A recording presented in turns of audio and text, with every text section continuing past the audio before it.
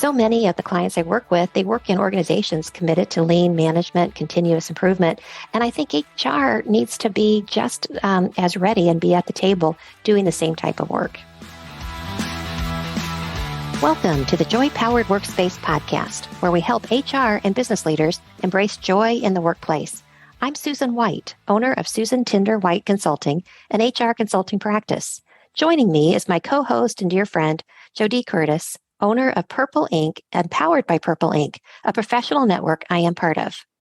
Today's topic is conducting HR assessments. What do we mean when we say conducting HR assessments?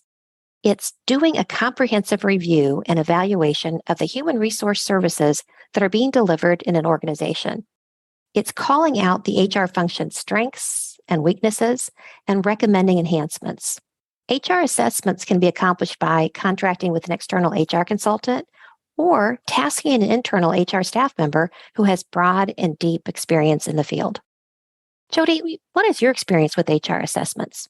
I've had them a few different ways, I guess. And when you just mentioned about, one way you can do it is doing it internally within your own HR team.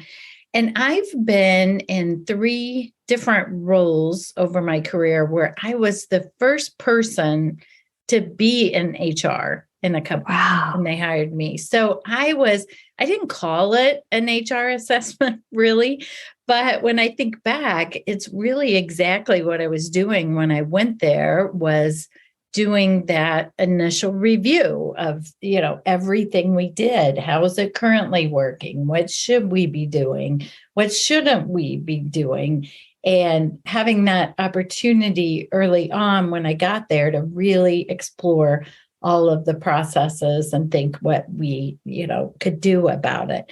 Of course, at Purple Inc., we do many HR assessments. By the way, you might hear many people call them an HR audit because for many of our listeners, you'll know I'm a CPA by trade and I was an auditor.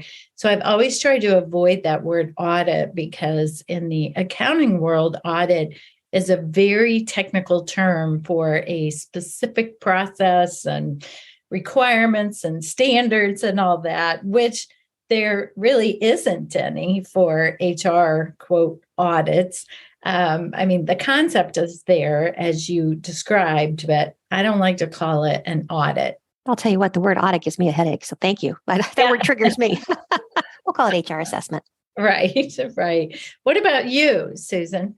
Yes, when I worked for a large global corporation, we would be tasked with doing kind of self-audits or self-compliance studies to make sure that we randomly checked, make sure, did we have all of our I-9s done for, we pull a sample of the population. We would look to make sure that we didn't have any pay equity imbalances. We would periodically do different types of self-testing just to make sure that we were, within the guardrails of regulations and what was expected of us as an HR function. Now, since I have been doing consulting the last now 9 years, I have been engaged by a number of clients to come in and look at their HR function and to come back with recommendations on for them to become more strategic. I've been asked to come in and really take a look at talent acquisition processes, kind of cradle to grave, because they weren't getting the results they wanted. And each time I really looked at it as an opportunity to come in and do an assessment, figure out what was working, what was not working, and then give them recommendations and kind of a roadmap of how do you get from where you are today to where you want to be. So I've had a lot of fun doing HR assessments or whatever, we chose to call it at the time. And I think it's just a really healthy thing for organizations to, if you aren't thinking about bringing someone else in to do it, think about how you can do it. Yeah. And, Susan, that brings up a bit of another topic on this as to when it might be appropriate to have one done. So as you mentioned, it can be just an ongoing compliance issue within your HR department where you make random selections or do testing of different processes. We do them a lot at Purple Inc. when they're either thinking about hiring a new HR person to come in, or maybe they've never had HR before. So they're just starting HR, but also when there's a change in HR leadership, that it can be a good time to really look at processes and then present that information to the new person coming in to say, here's sort of a status report, if you will. Here's where things are right now. I love that. And I have seen that done. And I think it's really nice for an organization that may not be as aware of what HR does. And then they find themselves looking for a new HR director or chief HR officer. And it gives that person some intel and knowledge that nobody in the organization could really give them. Exactly. Yeah, that's a great point. Well, in this episode, our plan is to walk through a suggested approach to running an HR assessment, which we hope will be useful to our listeners, whether you do it in-house or if you decide to bring in an outsourced organization to run your HR assessment. So let's talk about the value of doing a periodic HR assessment. We've talked about a few already, but I think it's important that we kind of call it out because sometimes our listeners might have to go to their senior leadership and say, hey, I think we need to invest in ourselves, and I think we need to do an HR assessment. So what are some reasons? Well, number one, I think it can demonstrate the seriousness of our function in HR, right? So most people are very familiar with having a financial audit on a regular basis that usually is done because an outside party has required it. It might be a bank, it might be a board of directors, it could be, a partnership agreement. I mean, there could be lots of different reasons to have an audit and ensure your financial records are accurate. We should be thinking the same thing about our HR practices and processes. So true. I think it also amplifies the commitment that HR has to continuous improvement. So many of the clients I work with, they work in organizations committed to lean management, continuous improvement. And I think HR needs to be just as ready and be at the table doing the same type of work. Right. It also gives us an opportunity to assess if we have enough HR people, or maybe even using the best and highest use of the talents of our current team members, and that we're focused on the right things to move our organization forward and achieve our goals. That's another time when we do a lot of HR assessments, is that we're assessing the structure of the HR team, if you will. So maybe they're thinking, we know we need to hire someone else in HR, but we don't know what. Should it be an HR manager?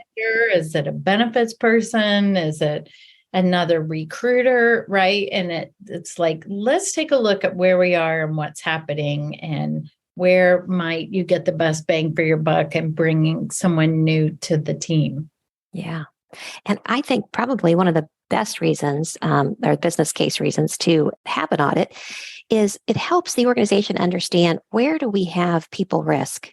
Is there any risk mitigation that we might want to be doing? Because we realize that maybe we sometimes drift out of compliance on certain regs, or are there different policies or practices that we've had for a long time that just are not staying in step with either the law or even with the changing dynamics of our workforce? Yeah, absolutely. All right, so let's go through the steps if our listeners were to engage in an HR assessment. All right, so step one, first of all, is data gathering. It may not be pretty, but we've got to gather some data. So I think it's important that you obtain copies of any employee handbook, HR manual, or written HR policies or procedures that may exist. Specifically, you want to review current approaches and policies around some of these things. And JoDee, let's just go through these pretty quickly because I know it's a big laundry list, but I'll start out. I think that if there's any processes or policies around employee engagement, coaching, or mentoring, grab hold of it so that you can take a look at it. The second one is thinking about your culture, right? And that could be as simple as maybe noting, writing things down, to doing some focus groups or having an employee survey to ask people about your culture as well. Yeah, I love that. I think it's really important that you really peel back the onion on what's happening with the diversity, the equity, the inclusion, and belonging in that organization. Are there employee networking groups? Should there be employee networking groups? How seriously is top leadership involved and engaged? And what are employees feeling about your efforts in this front? Also, taking a look at your recruiting process from soup to nuts, right? What are you doing to source candidates? How do you select them? What does your interview process look like? Are you using assessments? What are your interview questions, your EEO compliance, the applicant tracking system? What processes do you use or implement once you've made an offer to them? And even into the employee onboarding as well too. One of the very first things we do with a company, if we're doing an assessment and looking at their recruiting process, is to apply online to their own position. Love it. So go through the process as if you're on the other side. Yeah, so you understand that candidate experience. Yeah, I think that's really eye-opening a lot of times. Oh, yeah. I think we also need to really look at their employee relations practices. Certainly if there's grievances, I'd want to take a look at those grievances. How are they worked? How many are resolved and how quickly? And corrective action. Who's on corrective action? How often do those on corrective action end up staying or end up leaving? What's the process? And do people feel there's a sense of fairness around it? The next one, harassment and discrimination investigation. So that might start with your policy that's in your employee manual, but then walking through what have you done in the past? You bring in a consultant, you call your attorney, who leads the investigation processes and who needs to be notified along the way. I really think it's important to dig into payroll processes, whether it's done internally or externally, to see how clean it is, see how clunky it might be. You're not ready to make recommendations at this point, of course, but you really want to get a good grasp of how it's working today. And also take a look at your retention and security practices for employee files and HR documentation. Where are you keeping those? Who has access to those? What's maintained in the whole practice? Likewise, you want to really understand the performance review process. How long does it take? Who's involved in it? The security of the system. And again, if there's a way that you can assess how it's perceived, maybe through employee engagement surveys or even ad hoc surveys, to understand how well is it working for them. Take a look at your employee file contents and compliance. So take a random sample of some of your files and have a checklist of what should be in there and what shouldn't. And are you consistently keeping those documents? Oh, that's great. I-9s would be one example of it, but also your FMLA, your ADA, any type of regs that you're working hard to comply with. Take a look and see how well the organization is doing at maintaining those. Yeah. Do you have job descriptions? Are you following the Fair Labor Standards Act compliance with job categories on who's exempt and who's non-exempt, and also salary levels? And just as important as it is thinking about talent acquisition and onboarding, you also want to look at termination processes, making sure that people are paid in accordance with the final pay laws, depending where that person is situated in the country. Exit interviews, if they're available, take a look at if there's any themes or trends that could be helpful to you as you're assessing. And then certainly I would take a look at unemployment claims. Are we protesting them? I've gone into organizations where they're like, oh no, we get them. We never protest them. I'm like, do you realize that your insurance premium could be going up? It's worth looking at. Certainly if you terminate people for cause, you want to be an active participant in any type of unemployment claims or hearings. And then obviously the documentation around termination, making sure that it does exist. Your whole benefits process and enrollment activities. A lot of people look at this when they're going through benefits enrollment. And although it can be a time to tweak it, I would highly recommend doing this outside of enrollment season to rethink your compensation practices and policies. What are your philosophies around benefits versus salaries and the whole total rewards package? And then I think you also want to take time to look at the internal and external training offerings and who's eligible for the training, who's actually going through the training, and then the outcomes of the learning and development that you're investing in. Are you getting the type of return on investment that the organization's hoping for? One last thing, look at your metrics. What metrics are most important to you and that you should be following and tracking, or what metrics are you not considering or looking at? Things like time to fill or turnover and retention statistics. Think about, too, how you might benchmark your metrics against others in your industry or even geographic area, right? There's lots of data out there that you can use to compare your benchmarks on that. PricewaterhouseCoopers and Deloitte both have ongoing data available. SHRM certainly has that. Maybe again in your industry association would have some of those numbers as well too. Now, we may have missed a few things there, but I think if you attack all these things, you're going to have a really comprehensive data gathering phase. And that's a lot, right? Sometimes you might even think about just doing an assessment on just one of those areas, right? To take your recruiting process or your benefits process and tackle those one at a time. That's right. That makes good sense. You might want to triage given wherever you are in your evolution. That makes sense. Well, phase 2 really is interviewing stakeholders. So you've had a chance to gather everything that is in records or that exists. It's time to meet, I think, certainly I would meet with any existing HR staff. So hoping if there's HR people there, then talk to them for sure. I would also want to talk to the senior leadership of the organization because I really want to understand what where the organization is headed, what they're aspiring to, their mission, their vision. Because in HR, we want to make sure we're aligned. And so I think it's smart to start there as well and understand their expectations of HR.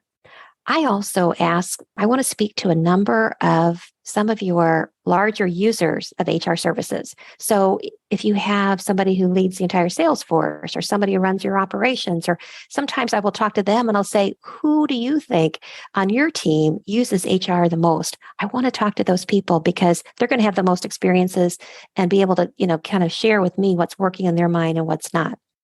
When I talk to HR, I do want to understand, where are they spending their time? What do they think's working and what's not working? And when I meet with those users of HR services, I do want to understand what their current people strategies are. I'm going to ask them about their pain points that they encounter on HR issues. It doesn't mean what's wrong with HR. It's more on what are the difficult moments that they have? Is it in coaching, developing people? Is it in terminating people? Is it getting people to show up at work?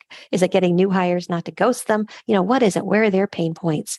And then when I sit down with the HR staff again, I do want to make sure that I ask them to walk me through the HR technology that they're using. I want to view it and really understand their HR operations in action. Step number 3 is the analysis, right? Looking at those current approaches, processes, procedures, and again, those metrics, and compare them to best practices, right? You might be thinking, well, who's best practice, right? What is it I'm comparing it to? Well, use some of those industry reports we talked about earlier. But also just in talking or at a local SHRM meeting, right? What are other people doing in some of these areas? Maybe even some areas you don't even have a process yet or a solid process to recruit or to onboard people or to exit people from your organization, and consider what some of those best-in-class alternatives are. You'll want to really assess all or parts of the HR function that might be best served with outsourcing, realignment, or dispersing the HR duties amongst the HR team or even amongst the hiring managers and or a dedicated HR staff member. The 4th phase is really when you develop your recommendations. And now that you've studied and analyzed everything that you were able to pull together and did some benchmarking or talking to others or based on your experience, having maybe worked somewhere else, you're going to culminate your findings in a prepared written report that outlines the current strengths and challenges that you see of the HR function, your recommended actions prioritized. That's usually clients say, well, Susan, what do I do first? So I want to make sure I would say, here's what I would do in the next month, next 3 months, next 6 months, the next year, as well as any general observations and opportunities for improvement moving forward.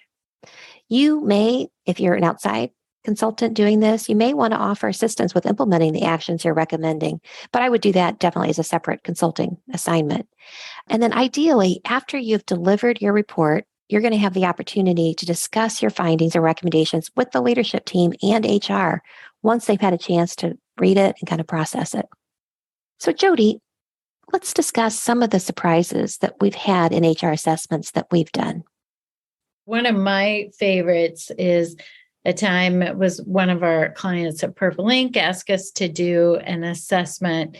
They initially just asked us about doing an assessment and asking us about all the things we just went over, right? What does it look like? What will it include? And one of my first examples I used was, for example, we'll take a look at your I-9s and see if they're in compliance. And the client said, what's an I-9? Ouch. Uh-oh. Ooh, I knew we were in for some work there. Oh. A couple of surprises for me. There's been times that I've recommended changes that the HR staff had been advocating for years. And they'd say, you know what, we absolutely have told them that we need to get it. We got to get rid of this, let's say, applicant tracking system. But they could never get the yes. It was always too much money, too much money. And then I get in there and I say, you absolutely have to get rid of that. And they're like, okay, let's do it. Oh man, I feel so bad for the HR people. It's just somebody from the outside telling them that, right? And you know what? If you're an HR person listening, if that's your avenue to get it, you might consider it. The second thing that has surprised me is that leaders sometimes don't really realize how wonderful an HR function they have until an assessment is done. And truly, it highlights for them things that they weren't paying any attention to because clearly senior leaders have a lot on their plate. They're not thinking about the intricacies. But I have been so pleased sometimes to go back to senior leaders and say, your HR ship is probably one of the best operations I've seen. And here's all the strengths. And yeah, here's 2, 3, 4 things that you might want to consider doing differently or in addition to what you're doing. But you have an amazing team. And I think it really does help elevate HR sometimes to senior leaders by having somebody come in and really kind of give them that good housekeeping seal of approval. Right. I love that, Susan. Whether we call it an HR audit or an HR assessment, I think people think of it as an opportunity to find out what you're doing wrong. Sometimes it's about confirming that what you're doing is right. So true. We had just a real recent example of one of our clients where we were doing an HR assessment, and specifically we were asking them about their recruiting process. And they said, oh, I think our process is really good. I'm not sure you need to spend much time on that. And Peggy on our team said, well, one thing I like to do is apply to one of your positions online and see how that feels to me. And so it took her 56 minutes. Oh my gosh. Just to complete the application online. And, from their end, they're thinking like, oh, we have a great process because it's super efficient for us when people apply and then we can make decisions quickly. Well, it was because they were asking them, right, way too much information. And of course, that's another good statistic to follow too, is what is your abandonment rate? And most applicant tracking systems will be able to provide this information to you to say, how many people started your application and then abandoned it? Maybe because it was too long, it was too difficult, they needed too much information, they didn't have time. Oh man, that's very true. What a great example. So we got to ask one joy-powered question relevant to this topic. What is the joyful part of doing an HR assessment? I'll tell you what I think. For me doing it, I love learning. I love learning about how different HR operations work and functions. And then I love when I learn taking that and cross fertilizing with other companies and saying, have you thought about doing XYZ? I've seen it work other places. And I don't know, I just feel like you get the opportunity to make every place better by, sharing ideas. And obviously you don't say where it's happening, but say, have you considered? How about you, JoDee? Do you see any joy in HR assessments?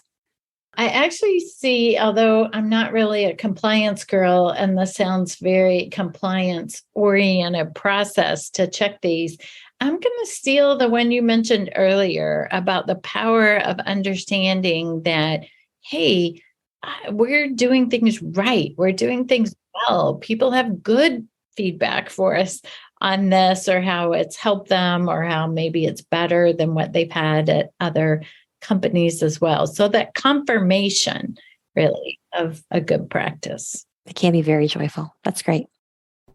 Now, a word from our sponsors. As our listeners have probably heard many times, I'm a Clifton Strengths enthusiast, and I know you're a fan of strengths also, Susan. That's right.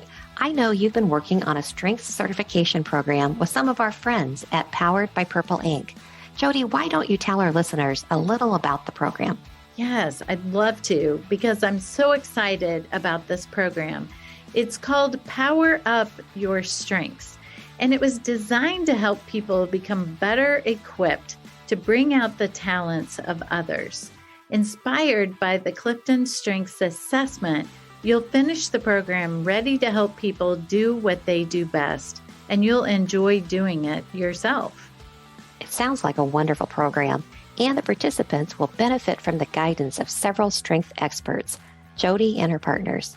JoDee, how is Power Up Your Strengths formatted, and where will it be located? Well, it's 100% virtual, so anyone can join us from anywhere.